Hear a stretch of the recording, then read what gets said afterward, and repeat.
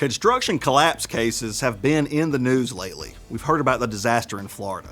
Along the coast, we have a lot of hotels and beach rental homes that this could apply to.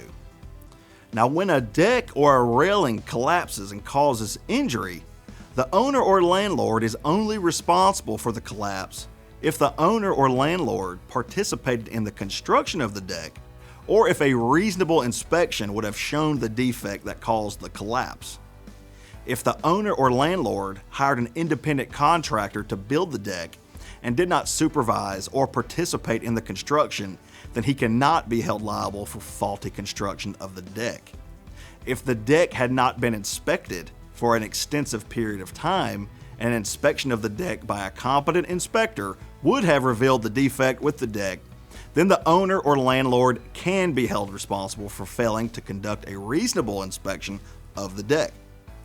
Liability is not always clear when a deck collapses. Our legal team retains experts to inspect the deck and determine the cause of the collapse and provide testimony that the defect that caused the collapse was a building code violation that would have been identified if they would have just inspected. Call us to discuss your premises case, 843-839-4111. When life gets